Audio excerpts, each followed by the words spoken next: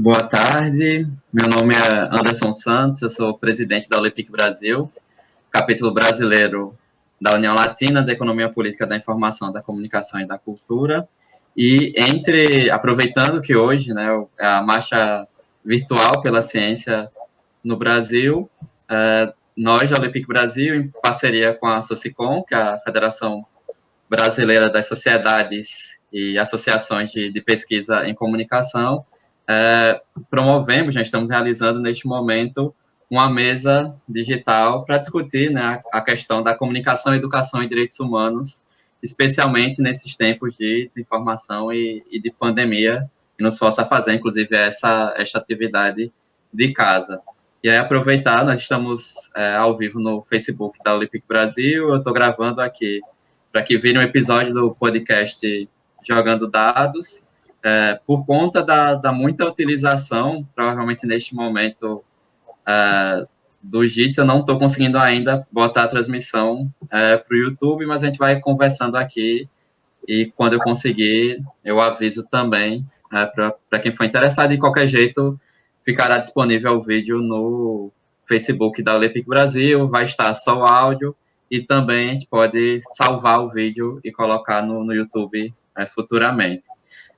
Aproveitar para apresentar, né, eu já me apresentei, mas apresentar também os convidados dessa mesa, o professor Isaac Reutemann, que eu estava olhando o currículo, falar o currículo todo, né, toda a trajetória acadêmica dele, ia demorar um tempo, então, tentando resumir, ele é professor emérito da Universidade de Mogi das Cruzes, professor emérito da Universidade de Brasília, pesquisador emérito pelo CNPq, doutor em microbiologia, mas como nós estávamos conversando antes, né, de iniciar a live, ele também tem muita proximidade com os temas que nós vamos tratar aqui, né, tanto em relação à comunicação científica, como a função disso para a educação.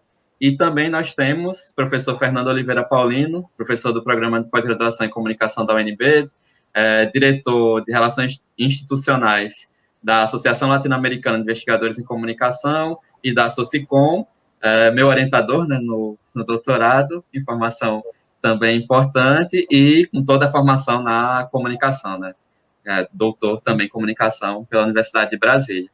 Nós separamos aqui, né, como metodologia, primeiro começar com o professor Isaac, depois o professor Paulino, e depois eu encerro, e aí eu faço a minha participação, na verdade, e aí isso vai durar de 10 a 15 minutos para cada um. Eu aviso quando faltarem dois, eu controlo também o meu tempo aqui, e a gente faz depois uma nova rodada para caso alguém queira fazer comentários sobre o que os outros falaram, e também para que o nosso público possa participar da live.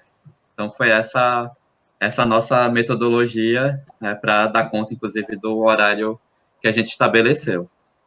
Importante dizer, né, hoje é a Marcha pela Ciência, daqui a pouco às 6 horas tem tuitaço, então, para quem utiliza o Twitter, hashtag Pacto pela Vida, hashtag Fique em Casa com a Ciência, esse é o momento pontual ainda que a gente tem que defender a ciência o tempo inteiro.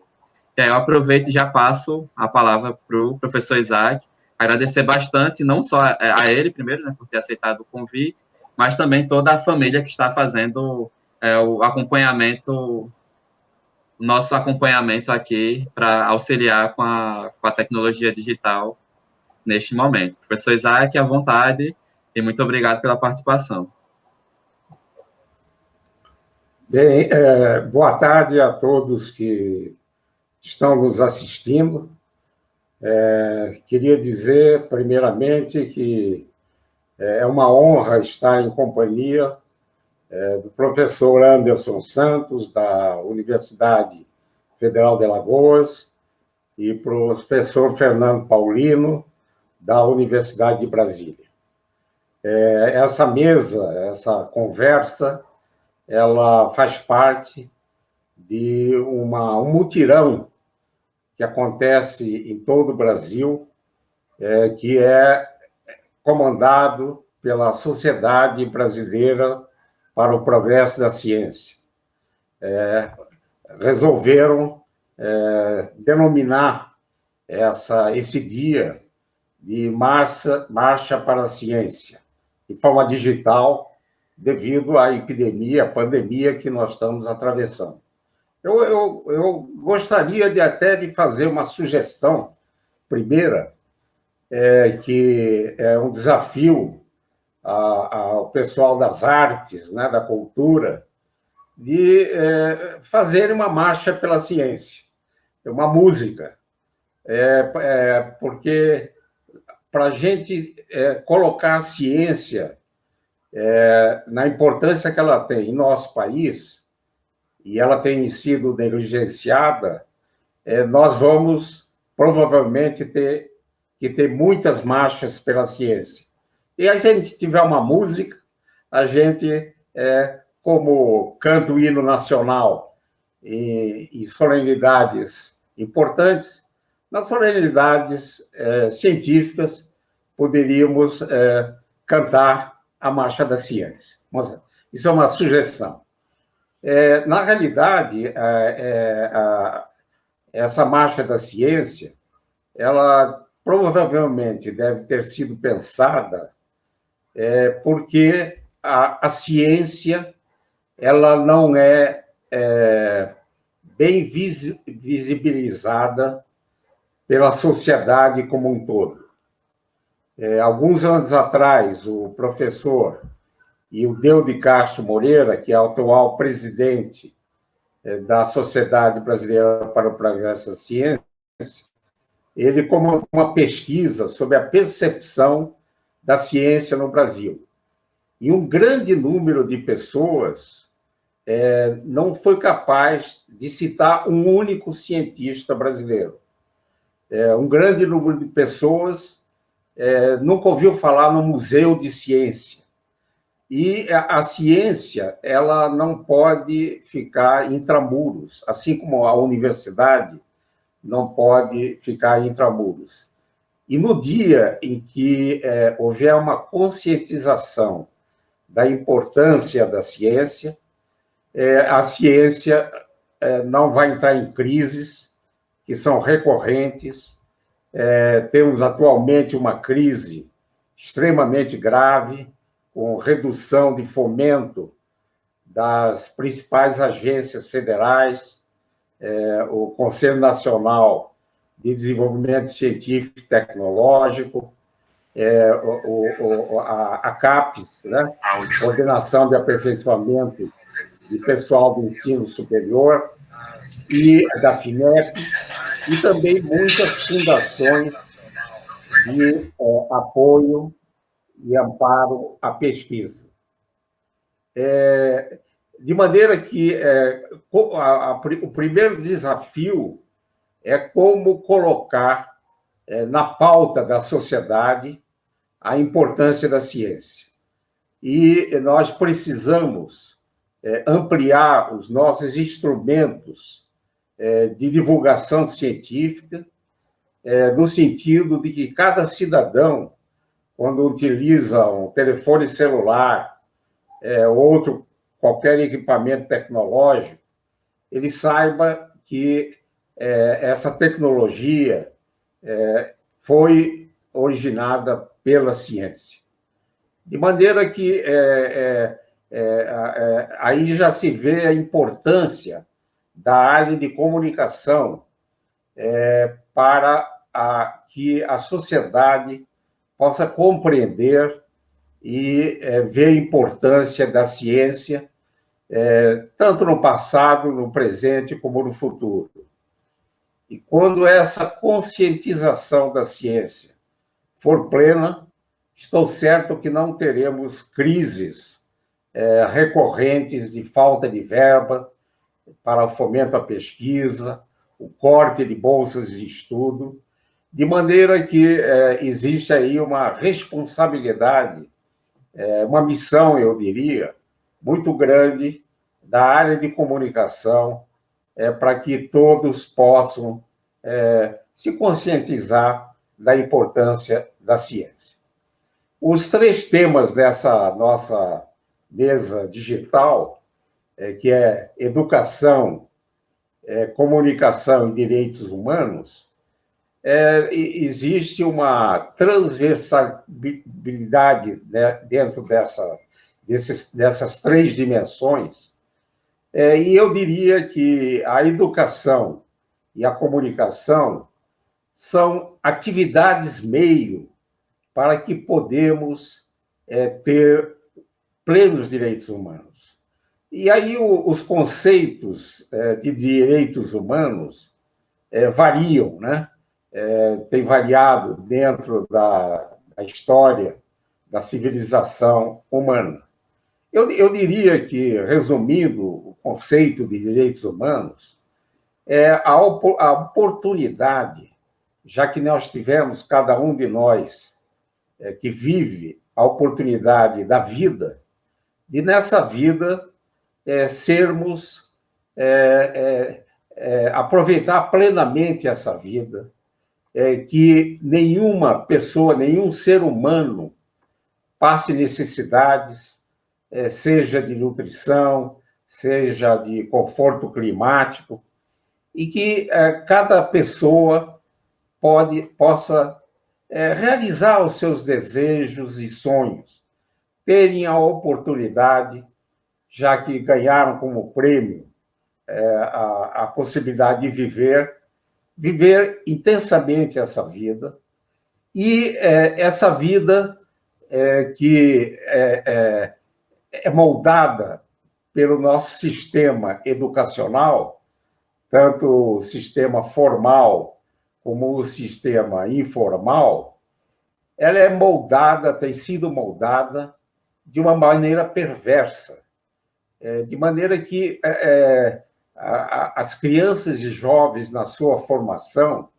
em vez de serem estimulados para terem cooperação, elas são estimuladas para terem competição. E os desejos que essa formação, principalmente a comunicação informal, ela estimula a se querer mais, se acumular riquezas que são supérfluas, né? O importante é cada indivíduo viver plenamente e cada indivíduo se ver nos outros e, em cada momento, viver para os outros também.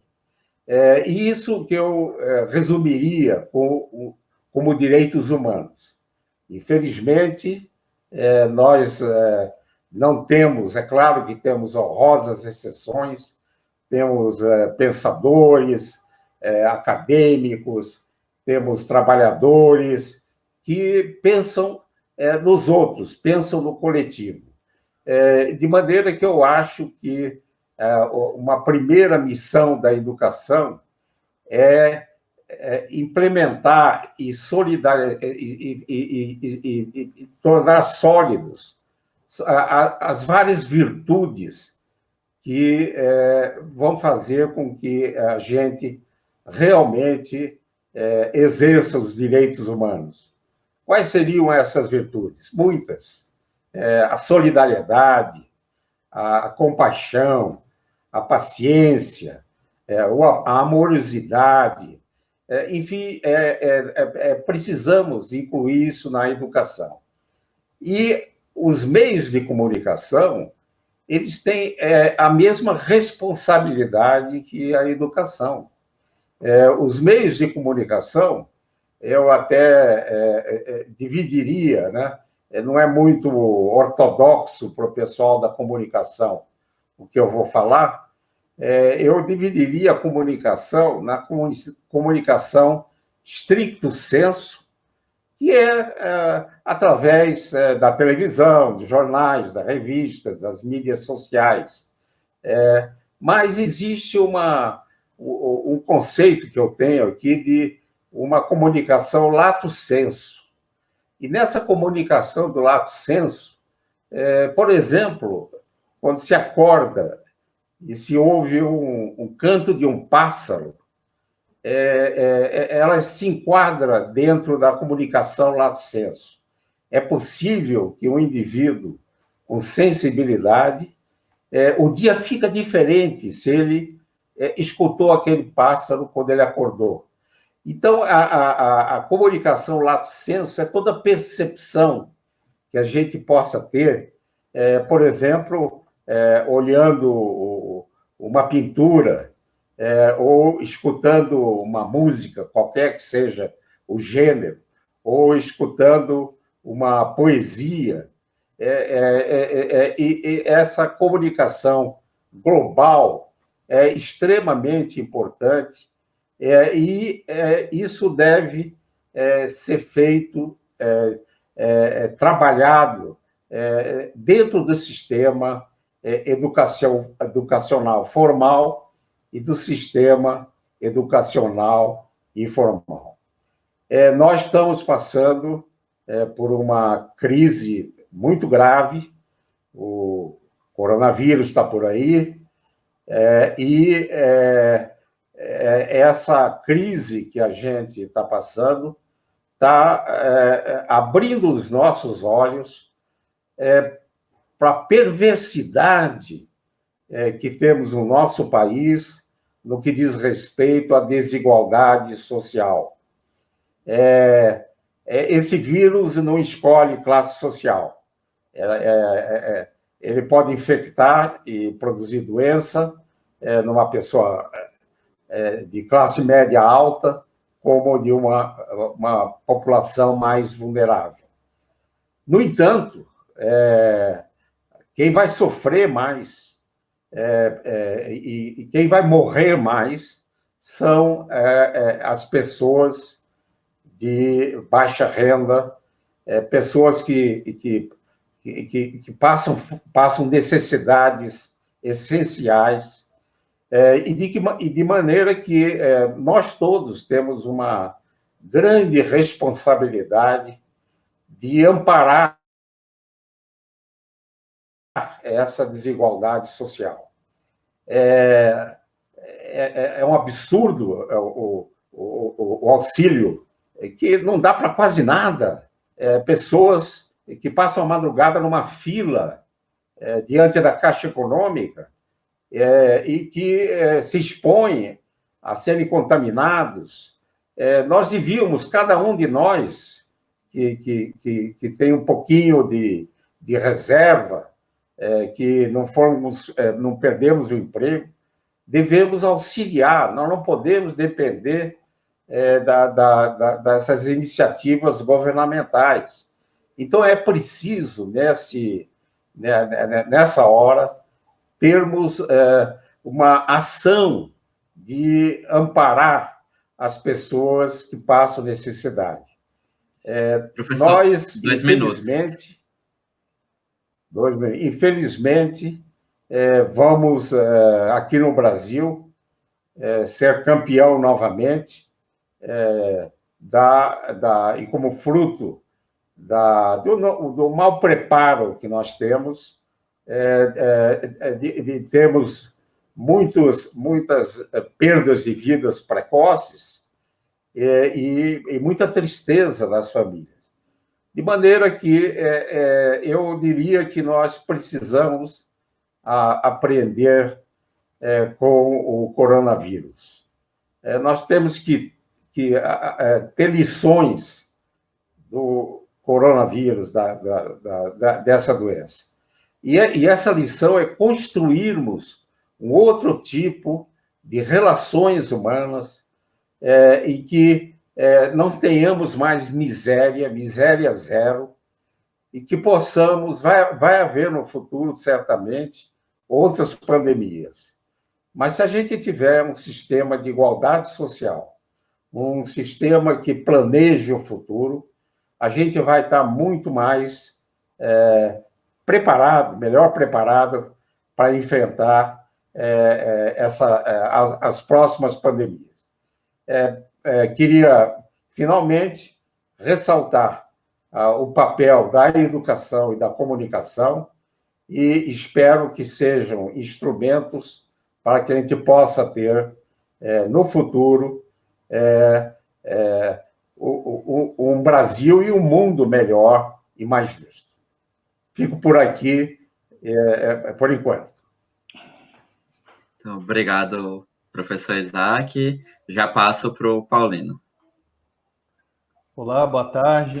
É uma grande alegria participar dessa conversa. Queria, antes de mais nada, agradecer as pessoas que nos acompanham, né, seja de modo ao vivo, seja depois pelo podcast, pelos produtos que se desenvolvam a partir dessa conversa, que já tinha sido iniciada no ano passado, né, na marcha do ano passado, a gente tentou fazer algo semelhante e dessa vez conseguiu, graças aos esforços, né, da ULEPIC e da Socicom. E aí, nesse sentido, queria agradecer tanto a professora Ana Regina Rego, presidente da Socicom, quanto o Anderson Santos, que é o presidente da ULEPIC Brasil, e o Marcos Urupá, que é responsável pela comunicação, por essa oportunidade de a gente desenvolver algumas ideias aqui relacionadas à comunicação, educação, direitos humanos e o atual momento que o planeta vive.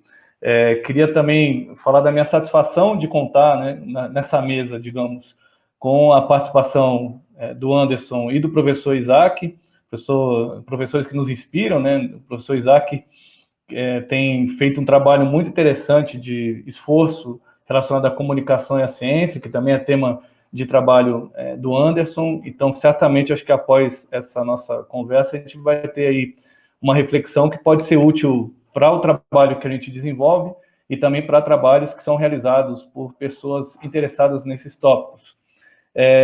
Queria aportar alguns comentários, né, relacionados, alguns deles, ao que o professor Isaac já falava e também ao momento que o país vive associado a esses esforços que a SBPC, que é o nosso grande guarda-chuva, né, tradicional guarda-chuva associado à ciência no país. Então, os esforços que vêm sendo tomados associados ao tema desse nosso debate, né? E talvez o primeiro desafio que eu vejo para uma maior eficácia, uma maior eficiência de ações relacionadas à comunicação, educação, direitos humanos, divulgação científica que temos, é uma compreensão associada à necessidade de equidade científica, né? Ou seja, o estímulo permanente que temos desenvolvido para que as diversas áreas científicas sejam compreendidas nas suas especificidades e tenham recursos e possibilidades para o desenvolvimento dos seus trabalhos, especialmente no caso das universidades associadas a ensino, pesquisa e extensão. Então, tem sido uma pauta permanente, né, da ULEPIC Brasil e da Socicom, mostrar a compreensão da comunicação como área do conhecimento, como área científica, que pode, em diálogo com outras áreas e por elas, e pela própria comunicação, impulsionar processos que levem à melhoria da sociedade, a partir das reflexões, das ações que realizamos, né? E a situação atual que a gente vive, eu acho que ensina muito. O professor Isaac já falava disso, né? Temos um baixo grau de educação científica e para reverter essa situação, para que a ciência consiga ter uma maior projeção e um maior diálogo com a sociedade, é essencial que consigamos realizar algumas iniciativas que passam por um papel diferente dos veículos de comunicação, da mídia, de uma forma geral, né? E também da escola. E isso, acho que reverbera na necessidade de um maior número de ações associadas à educação científica, à alfabetização científica, se é que a gente pode assim chamar, literacia científica, alfabetização comunicacional, ou literacia comunicacional, ou literacia mediática, ou seja, estimular que as escolas também façam reflexões e formem os estudantes para lidarem melhor durante a sua vida com temas associados à ciência, e nesse aspecto incluo aí educação, comunicação, direitos humanos, porque países com maior grau de educação científica, educação artística, educação musical, educação, têm se saído melhor nesse momento de crise de saúde pública e também, né, de situações associadas ao meio ambiente, economia, etc. Né? Aí, para não falar só das experiências internacionais, eu me lembro, por exemplo, que ali pelos anos 80, 90, existiam iniciativas muito importantes, algumas delas que me tocaram diretamente, como o Clube da Ciência, como programas infantis que tratavam de ciência, que com isso contribuíam para que as pessoas, né, especialmente o público infanto-juvenil, se educassem, se preparassem, né, um conjunto de crianças e adolescentes e adultos também, né, para uma compreensão do espírito científico e da necessidade permanente de acompanhamento, diálogo e formação associada a essa área, né? No caso da comunicação, isso também é bastante revelador, né? Quanto mais as escolas fizerem reflexões sobre o papel que os veículos de comunicação devem ter, certamente isso vai diminuir a possibilidade de circulação de informações falsas e vai contribuir para que haja uma sociedade mais bem informada e mais bem preparada para lidar com as suas questões mais essenciais. E aí, nesse sentido, a gente tem desenvolvido aqui no âmbito da Universidade de Brasília, e também por parte de algumas associações científicas, né, como a Associação Latino-Americana, que o Anderson falava no começo, da transmissão, né, da qual eu faço parte e tenho sido diretor de Relações Internacionais. Então, a gente tem buscado estabelecer um pouco mais de interlocução entre comunicação, educação e direitos humanos por meio de atividades em parceria com escolas, né? Então, aqui no Distrito Federal, especialmente, a gente tem feito um trabalho com escolas de Planaltina, Sobradinho 2 e da Fercal, que passam por atividades de oficinas e de produção de vídeos, áudios, né, com estudantes e professores do ensino fundamental e também do ensino médio. E esse trabalho tem nos ensinado, nesses, acho que 3 minutos que ainda tem, 3 minutos e meio, algumas questões que me parecem importantes, especialmente nesse período de pandemia, né? Ou seja, há um baixo grau de formação, né, e de diálogo entre o poder público e as escolas, algo que as universidades podem contribuir para minorar, né, para diminuir, ou seja, impulsionar um pouco mais de preparo por parte dos professores e dos estudantes em relação à comunicação e à ciência. E isso passa por um estímulo a uma gestão escolar que leve mais em conta essas possibilidades e ofereça aos professores mais estrutura para o trabalho que, nesse momento de crise, né, acaba sendo mais visível, né, ou seja, os professores são estimulados a fazer atividades à distância, mas não receberam formação prévia para isso. Então, acho que a gente tem que superar essa ação meramente emergencial, contribuindo para que os professores tenham condições de realizar esse tipo de trabalho com uma formação permanente e que, com isso, especialmente no ensino médio, os professores que são responsáveis pelas formações que vão ser levadas em conta nos processos de vestibular não tenham os seus conteúdos restritos à agenda do vestibular, né? Ou que até a agenda do vestibular contemple essas questões, né? E então acho que são 3 partes aí que devem ser levadas em conta, tanto a estrutura que a escola oferece, né, o hardware, digamos assim, quanto o software em termos de formação para os professores e, consequentemente, para terminar aqui minha fala inicial, estrutura e formação também, que é a terceira parte, para os estudantes, né? Então, a gente tem percebido no trabalho que a gente faz, isso tem sido tema de reflexão também com repercussão na mídia, que é imperioso fazer com que os estudantes também tenham a estrutura necessária para o desenvolvimento das suas atividades durante a pandemia e também fora da pandemia, né? Ou seja, é preciso que os estudantes tenham equipamentos, dispositivos que possibilitem com que o trabalho de comunicação, educação e direitos humanos, o trabalho cotidiano das escolas seja realizado. E para isso também, além de oferecer o dispositivo, oferecer a tecnologia, é importante contribuir para que os estudantes tenham essa reflexão permanente, porque, né, se eu estiver enganado, você me corrija, por favor, Anderson, 1 minuto ainda que tenho, a gente tem percebido muitas situações aí de bullying, de assédio e de mau uso, digamos, das tecnologias de informação e comunicação, principalmente das mídias sociais, causando embaraços, causando ruídos, muito em função de não haver essa reflexão, essa formação contínua nas escolas e um diálogo contínuo com os professores e estudantes. Então, em síntese, o que eu queria aportar aqui é que é essencial um maior diálogo entre educação, comunicação e direitos humanos, utilizando as escolas e utilizando as estruturas que existem, né, a partir principalmente dos professores e estudantes, para uma outra compreensão do que é a comunicação, do que é a ciência, para com isso estabelecer e promover direitos humanos e a gente ter mais condições de superar adversidades como essa pandemia que nos assola, que nos preocupa muitíssimo e que demanda ainda mais atividades como a Marcha pela Ciência, promovida pela SBPC, e nessa mesa hoje, acompanhada e promovida pela ULEPIC e pela ULEPIC Brasil, pela Socicom. Obrigado. Obrigado, Paulino. Obrigado, Isaac, também. Eu vou tentar falar, né, além de tentar cumprir o o tempo, mas tentar falar alguns outros aspectos, né, para a gente não ser repetitivo.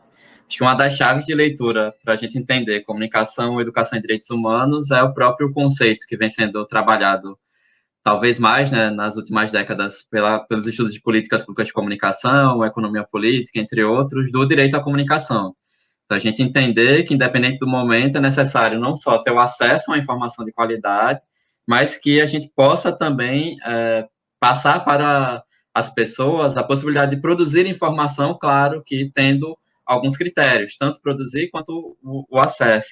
E aí, o que o Paulino já falou, né, da literacia midiática, alfabetização midiática, literacia digital, enfim, entre outras questões, poderiam estar presentes nas grades curriculares das próprias escolas, de ensino médio, enfim, entre outras questões. A importância nesse processo, e eu acho que agora, no período de quarentena, por conta da pandemia, se mostra ainda maior, porque nós necessitamos de informações de qualidade para saber como usar uma máscara, como a gente deve tirar a máscara, o que dá para usar, quando podemos sair ou não, e enfrentar, no meio desse processo, uma onda gigante de desinformação que tem, né, como o próprio conceito delimita, tem uma intencionalidade, né, tem como, para salvar, utilizando termos desta quinta-feira, para salvar CNPJs em detrimento de CPFs, né, se é que dá para comparar uma coisa com a outra. Então, trabalhar com isso já era essencial antes do tempo da internet, né, antes da internet ganhar popularização a partir da tecnologia móvel, do 3G, agora ainda mais, e este momento histórico mostra o quanto isso já foi muito essencial e torna-se imprescindível. E aí, nesse sentido, é necessário que a gente tenha também esse processo de formação, e aí fazer o meia-culpa das universidades, que nós temos que construir projetos de pesquisa e extensão que não sejam apenas para a comunidade, mas com a comunidade.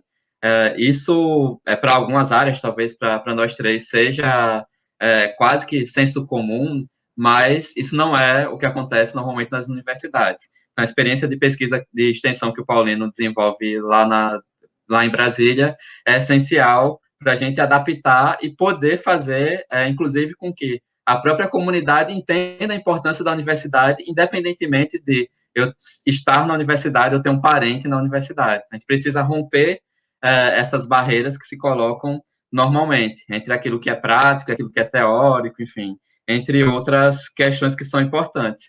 Porque com esse fim da barreira, a gente consegue fazer uma outra ruptura que é fundamental dentre as áreas científicas que a nossa entidade pega, né, é a ciência da informação, que eles têm um conceito que é muito interessante, né, para diferenciar dados de informação. Os dados estão aí, a gente recebe o tempo inteiro, o Ministério da Saúde tem um, a Secretaria de Saúde tem outros, mas é necessário que a gente tenha pessoas competentes para transformar esses dados em informação. Não só informação relevante, mas que possa circular esta informação na outra ponta dessa cadeia histórica, que é a cidadã e o cidadão que estão em casa, recebendo um monte de informação do porteiro, do primo, de alguém da família e tudo mais pelas plataformas digitais.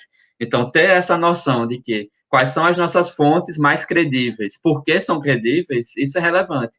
Não à toa que a importância da ciência, não só neste dia de Marcha Virtual pela Ciência, mas sempre, é que nós temos obrigação com a metodologia mínima que seja, inclusive, respeitada ou que seja autorizada, balizada pelos nossos pares, né? Então, tem todo um processo histórico que não começou com a primeira universidade ou com o primeiro curso de comunicação, o primeiro curso de medicina, mas a gente tem todo um histórico de metodologia, de como isso funciona, justamente para evitar que essa informação a ser jogada na sociedade, ela não tenha falhas, não tenha erros, ainda que a ciência seja algo testável. Então, a gente precisa lutar para que a ciência seja defendida para além daquelas pessoas que estão envolvidas diretamente com ela. E aí eu vou usar alguns exemplos, né? O Paulino deu um do grupo de pesquisa da atuação lá. Eu desenvolvi por 2 anos e meio, através de 2 projetos financiados pela Universidade Federal de Alagoas, um projeto de uso e apropriação de mídias sociais para crianças e adolescentes em Santana do Ipanema, que é a cidade que eu trabalho. E aí, lá foi muito interessante, porque eu dou aula sobre tecnologias digitais na graduação, e a quantidade de casos de pornografia de vingança que aconteciam lá. Quando eu começava a dar aula, eu dizia, não, aqui no sertão, sertão de Alagoas, isso não deve ter chegado, as pessoas se conhecem, sabem o impacto disso a partir das mídias sociais. E o que acontecia era o contrário, todo mundo tinha algum exemplo da sua cidade, ou de casos de pornografia de vingança, ou algo pior, de grupo de WhatsApp de homens que faziam circular fotos de mulheres seminuas ali, né? Então, é algo que as coisas ruins se naturalizam muito mais fácil do que as coisas com maior consciência.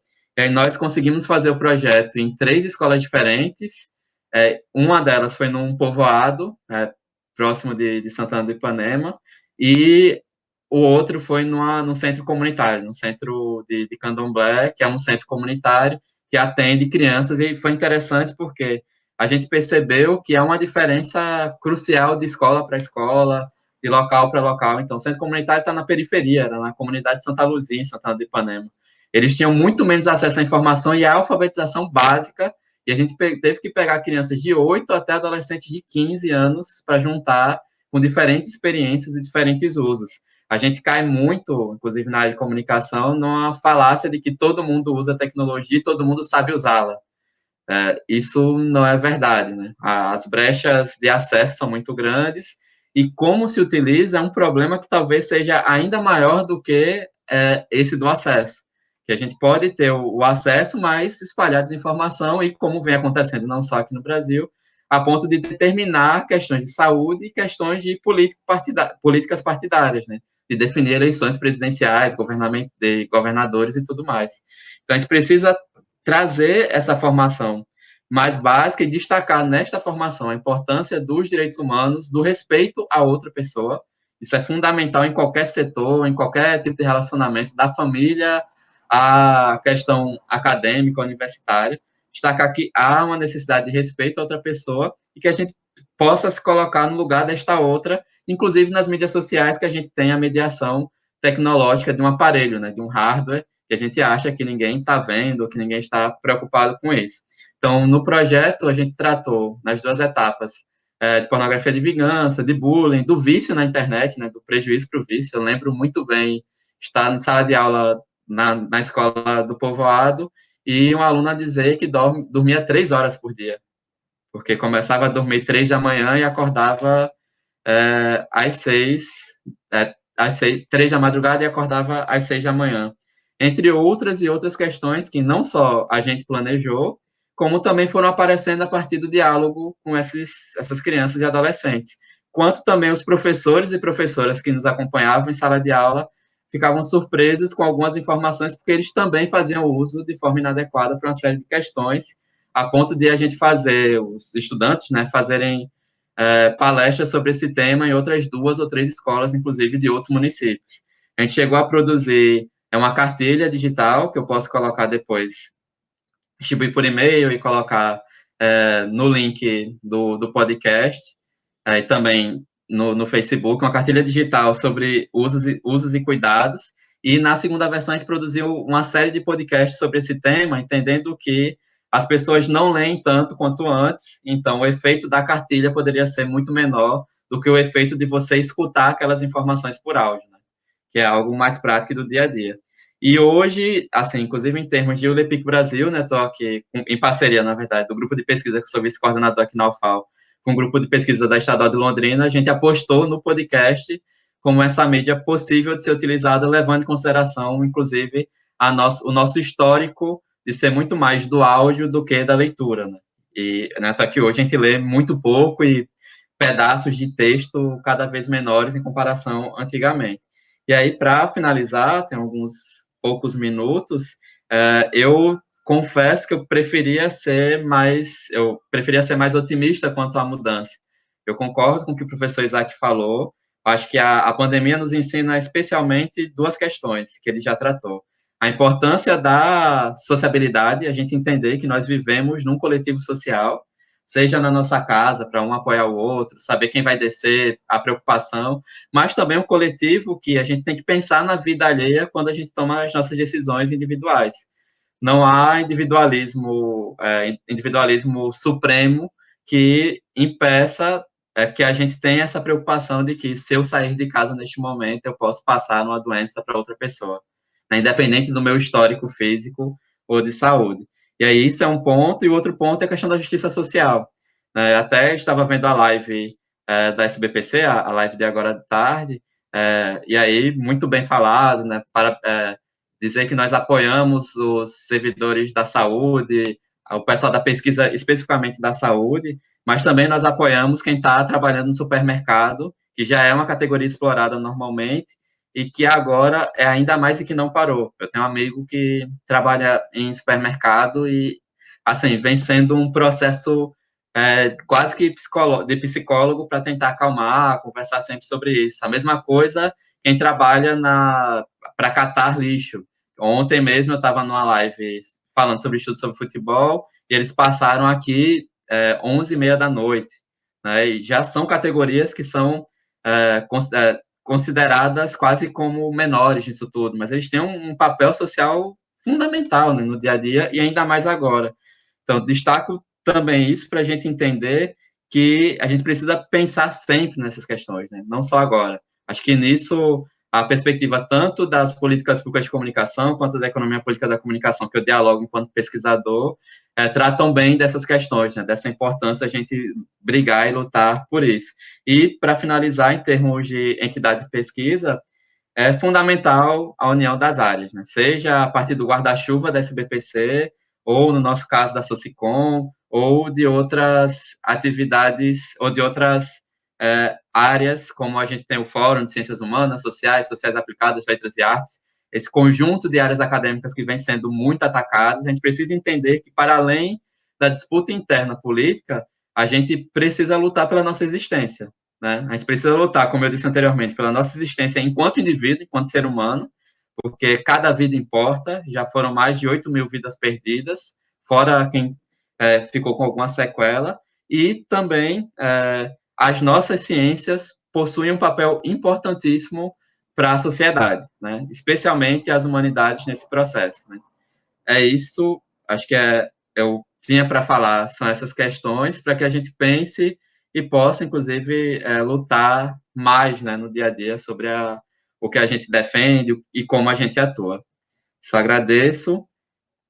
E, assim, a gente teve alguns problemas de captação de som, transmissão do Facebook, volto a dizer, né, a questão de teste, todo mundo está em casa, precariedade de tecnologia digital, que envolve 4 redes de internet diferentes, mas, então, por conta disso, pelo menos eu não recebi, né, dos outros diretores da Olepic Brasil, perguntas que tenham sido enviadas pelo Facebook. Então, eu faço mais uma rodada para que a gente possa conversar sobre o que cada um falou e, até por conta do tempo, em termos de considerações finais também, né? Então, vocês podem comentar à vontade, dar um pouco mais de 5 minutos para cada um e aí a gente encaminha, tá certo? Aí eu já passo para o professor Isaac poder falar. Bem, eu gostaria de enfatizar alguns pontos colocados por meus companheiros dessa mesa. Queria, antes de fazer esse comentário, dizer que a gente pode definir a educação como brasileira como uma verdadeira tragédia. A educação, ela começa, tem um extremo na educação infantil, a educação de 0 a 6 anos. E ela termina na pós-graduação, passando pelo ensino fundamental, pelo ensino médio, pelo ensino superior, a graduação e depois a graduação. Se a gente analisar a qualidade das várias etapas da educação, a gente vai ver que a menos pior é a pós-graduação, que foi implementada num tempo muito rápido, com uma qualidade razoável e que é responsável pela formação de recursos humanos para a área de ciência e tecnologia. Mas se a gente caminhar no sentido da pós-graduação para o ensino infantil, a gente vai ver que a qualidade vai diminuindo, vai diminuindo. O ensino superior poderia ser muito melhor do que é, e principalmente o ensino básico, o fundamental e o médio, necessitam ser bem melhorados no aspecto da qualidade. E aí eu me remeto ao comentário do professor Fernando Paulino, da responsabilidade da universidade na melhoria da qualidade do ensino básico. O ensino básico não vai melhorar se a universidade não se empenhar em melhorar, em salvar esse ensino básico. Primeiramente, através da formação de professores, que hoje sofrem, porque eles foram formados numa pedagogia do século passado, com alunos do século atual, século XXI. Professores que recebem um salário miserável, miserável. Eu coordenei o grupo de educação da SBPC por 6 anos. E uma das metas que a gente tinha era que, em 1930, o professor de ensino básico estivesse no topo da carreira pública. Não sei por que um juiz ou um delegado deve ganhar mais que um professor de ensino básico. Não estou pregando a diminuição de salário dessas categorias, mas a função social de um professor de ensino básico é tão importante como a ação de um juiz e um delegado. E o exemplo que o professor Paulino nos relatou, da Faculdade de Comunicação indo às escolas, devia ser repetido por todas as áreas de conhecimento. Nós precisamos sair da Torre de Marfim da universidade, irmos às escolas, à universidade, professores, estudantes de pós-graduação, de graduação, frequentar o ensino básico e trazer os estudantes do ensino básico como um procedimento normal para a universidade, nos fins de semana, nas férias, enfim, essa responsabilidade é muito importante, além de que formar os professores para o século XXI, para os alunos do século XXI, usando de maneira inteligente toda a tecnologia de informação e comunicação. E gostaria também de acentuar a fala do professor Anderson Santos, que realçou, confirmou a importância da gente pensar nos outros, do coletivo. Essa imagem que ele nos trouxe, de que o governo está mais interessado no CNPJ que no CPF, é muito apropriada. Não vai existir nenhum CNPJ se não tiver CPF. De maneira que é importante, é prioritário termos a preservação da vida, a preservação do CPF, que se descobriu que muitos brasileiros não têm, são invisíveis, inclusive no CPF. De maneira que eu acho importante essa mensagem de pensarmos no coletivo. Agradeço, professor Isaac, volto a agradecer também pela participação e pelo diálogo. Como o Paulino disse, a gente já vinha desenhando essa mesa há 1 ano, e que bom que a gente conseguiu trazê-lo para essa discussão também. Professor Paulino, à vontade também para comentários e para possíveis considerações finais.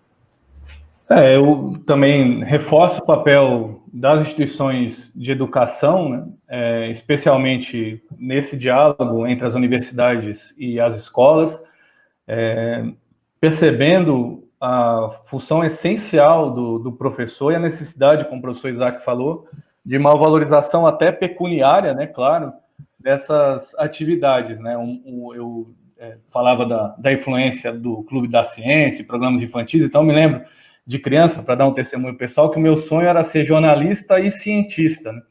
E acabei também me transformando em professor muito em função da influência que a minha irmã mais velha, que dá aula na educação infantil, teve com a formação dela em pedagogia, e muitas vezes, professor Isaac, Anderson, quem nos acompanha, até hoje ela é convidada quando alguma criança, algum jovem quer ser professor pelos pais, para que ela dissuada, né, que ela desestimule a pessoa a se transformar em professor e professora, e ela, pelo contrário, resiste, como tantos outros professores pelo Brasil, né, professoras especialmente, que são maioria, né, de mulheres na educação básica, com esse papel, né, porque acho que especialmente nesse período da pandemia a gente tem percebido uma ação de resistência, de dedicação, de tentativa de adaptação dos professores para essa situação tecnológica, que é muito louvável e que demonstra que o problema não é vontade, o problema não é falta de disposição, é muito mais a gente conseguir encontrar maneiras de formar, de estabelecer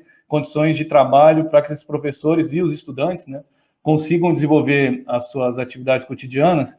E eu acho, né, não estou querendo nem ter uma perspectiva necessariamente pessimista, mas eu acho que, sendo realista, muito possivelmente nada será como antes, depois da pandemia, né?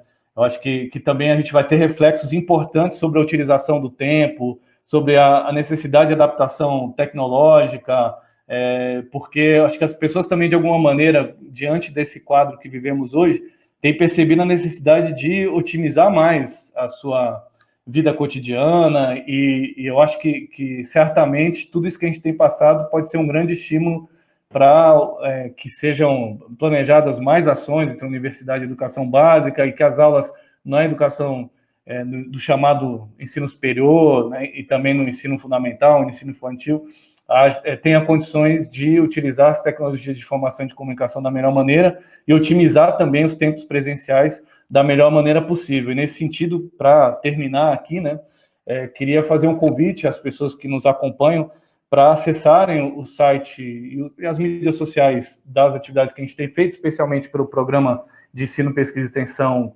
comunicação comunitária.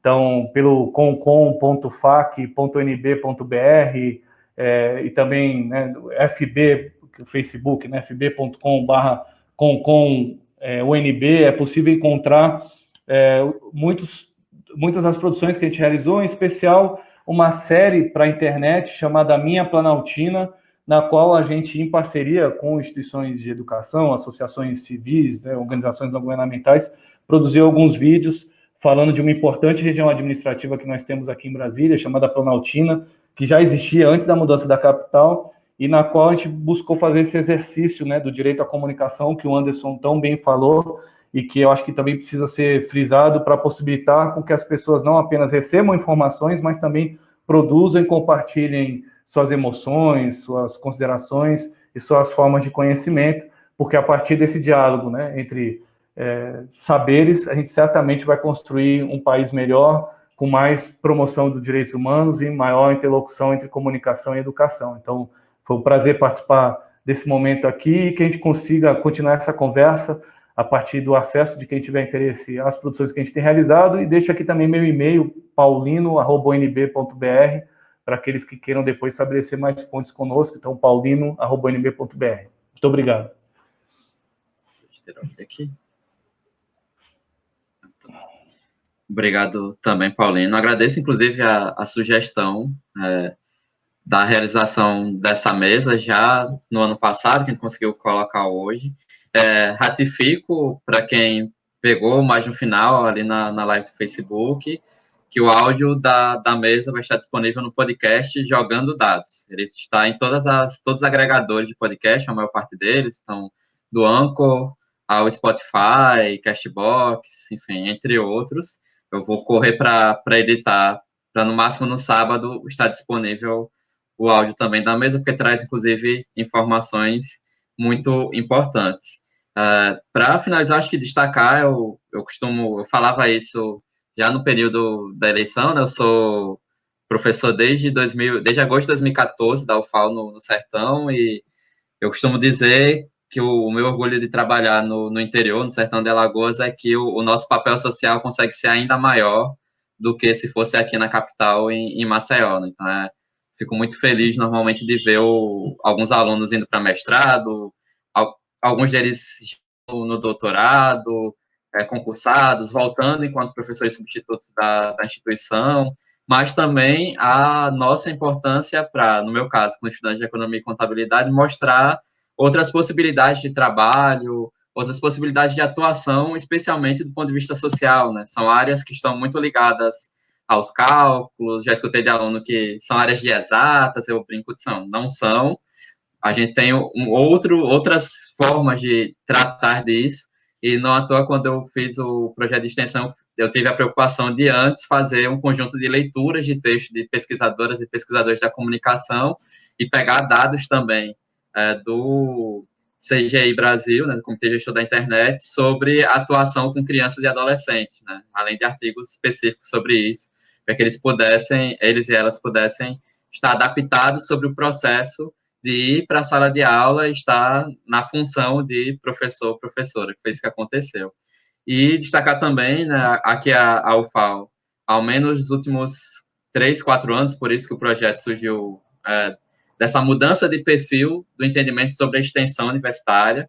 A extensão universitária passou a ser obrigatoriamente com e para a comunidade. Então, o meu projeto de extensão eu tive que dialogar com as diretoras das escolas e com a diretora do centro comunitário, antes de realizar e fazer sempre ali em diálogo com professores, com os facilitadores também, né? Então, isso foi uma experiência, difícil, porque cada instituição tem suas peculiaridades, suas estruturas, mas foi muito importante para perceber a relevância da atuação da universidade em cada localidade, né? Em cada comunidade, para além do espaço que a gente normalmente ocupa. E aí, como sugestões, até para encerrar, a gente gravou, se eu não me engano, 6 ou 7 episódios do podcast Eduque, EDUC-E. No ano passado, ele está ainda disponível na plataforma Anchor, e, repetindo, nós estamos discutindo, nesse início de gravações do podcast Jogando Dados, uma parceria do CEPCOM aqui da UFAL e da Grupo Cubo, lá da Estadual de Londrina, uma série de episódios sobre as questões de tecnologia, né? Pegou já a questão do trabalho na tecnologia, a questão de proteção de dados pessoais, enfim, dentre outras questões que já apareceram, a gente vai continuar discutindo sobre isso, e esta mesa estará disponível também no Jogando Dados, então é fácil de procurar qualquer agregador de podcast, a gente vai fazer a divulgação também, né, nas páginas de Facebook, e o site da Olepic Brasil, nas listas de e-mail, então é só procurar, a gente vai pedir para a Socicom também publicar, de repente a SBPC também difundir, porque essa conversa foi muito boa e demarca uma visão crítica, né, no final das contas, mas também uma visão que mostra que a gente quer uma evolução também do ponto de vista da educação, né, que é o principal ponto que nós três debatemos aqui, né, que a universidade vá para isso, mas que nós também lutemos por melhoria da educação básica. Minha companheira é professora do Instituto Federal, meu pai é vice-diretor de uma escola municipal na periferia de uma cidade do Agreste, aqui de Alagoas, minha irmã é professora também, então, meio que a família toda está em todos os processos da educação, do ensino básico até técnico e superior. Isso a gente tem que seguir defendendo também, e a ciência cumpre esse papel ainda mais fundamental para que a gente possa se tornar uma sociedade melhor, né? Tanto individualmente quanto coletivamente. Creio que essa é a grande questão para nós, enquanto coletividade, resolvermos. É isso, agradeço a professor Paulino, professor Isaac Reutemann, muito boa a conversa. E aí eu abro espaço também, vocês darem um tchau, enfim, para fazerem uma última frase.